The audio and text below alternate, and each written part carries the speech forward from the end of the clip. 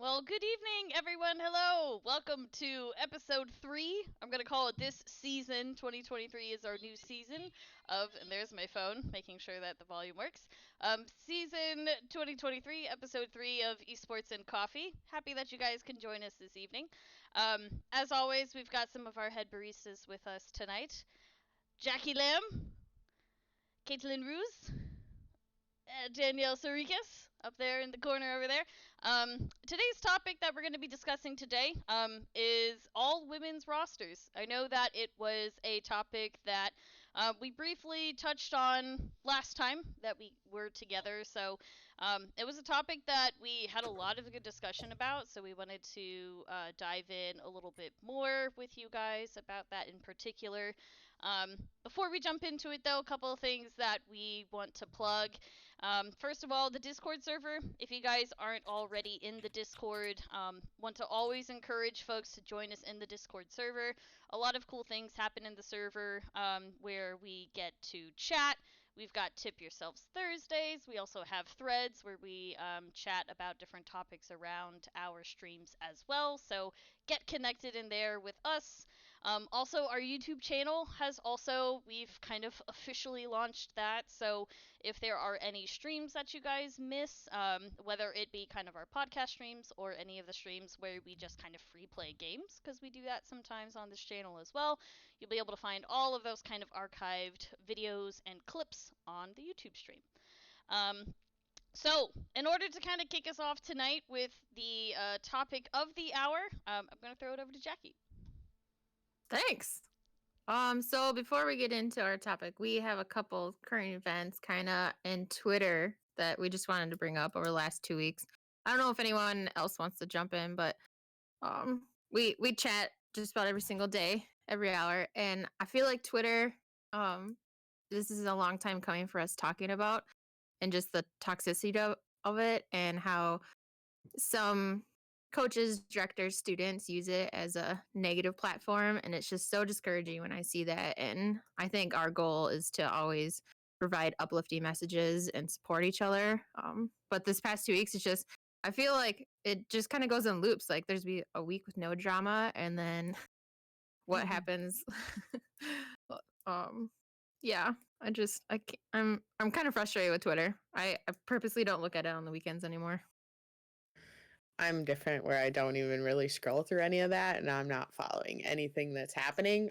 And my life is beautiful, but then I'm also very disconnected when all of a sudden everyone posts something like, hey, this is what's going on.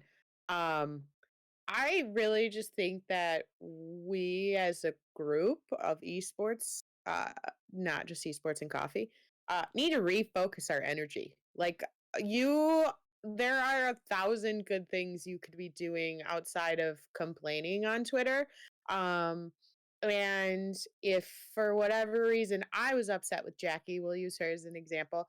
I am not going to immediately, and it's work related. I am not immediately going to post to Twitter because what does that even solve? Like you're just asking, you're attention seeking.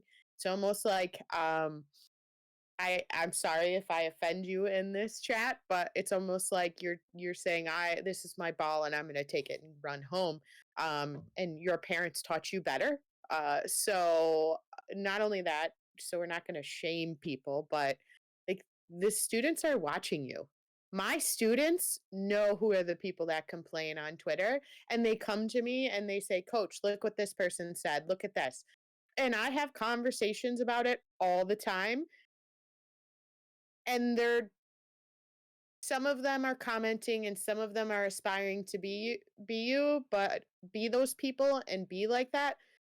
But I don't promote that, and we have long conversations of how that kind of makes people look what's the PC term? I don't want to say a joke, but like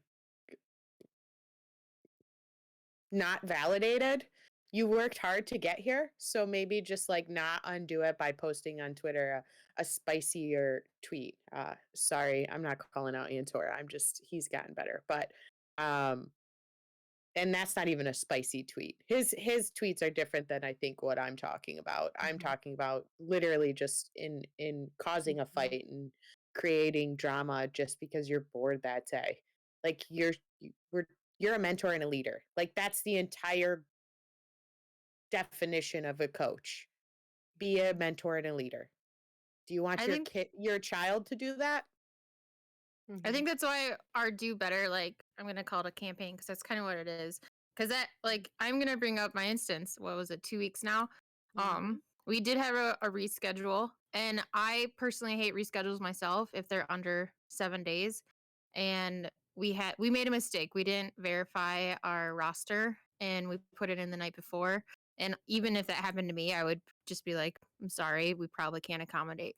But to go the other team's director to go onto Twitter and to blast us and to blatantly lie, like that should have just been in personal DMs, call. Like it's not my fault that your manager didn't look at his Discord. Like that's not my problem. We put it in.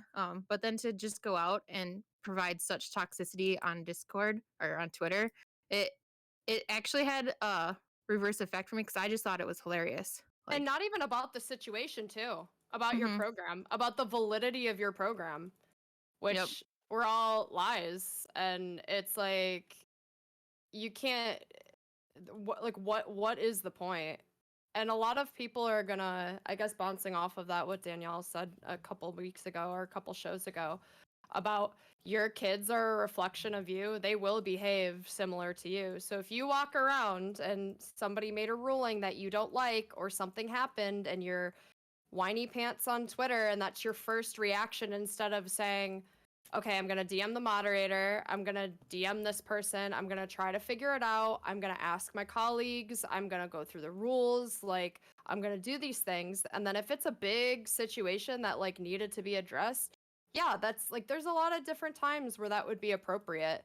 But it makes you look pretty whiny, and I have had plenty of those where in my own channels someone tags me in a post and goes, crybaby much? And I'm like, I haven't seen the tweet, or whatever, and it's another director or coach just, complaining about something, and I'm sitting there, I'm like, I wonder if they actually talked to the people involved or just went to complain. And then it's what they're learning is if I complain on Twitter and I make a big scene of it, I get what I want. And that's exactly what that looks like because that's what seems to happen. Yeah, and then sometimes it backfires and it's kind of frustrating. You get interactions, you get likes, you get more comments, and it just it just Oh, pushes retweets. it pushes the machine. Yeah, I think one of the best, and it's okay. It is okay to be frustrated, right? I think all of us who have held these jobs realize that there are times in the day and there are times in the seasons where like just all of these little small inconveniences and bumps in the road will kind of get you to that point where you just want to throw your hands up in the air and you go, you know what? I've about had it, right? So it's okay to write the mean tweet. It's okay to write the angry tweet, but save it in your drafts. Walk away. Like type it up, type it out wherever that you need to. Sometimes I type out these feelings. I type them out. I have like my own private like Discord server where I just like type it out, get my feelings out, then I step up and I walk away for like 10 or 15 minutes. And then I come back and I read it. And I know that I'm not going to send it to anybody. I know that nobody is ever going to actually see it, but the ability to just like get it out of your head, get it out onto paper, I think is just the ability to help you process it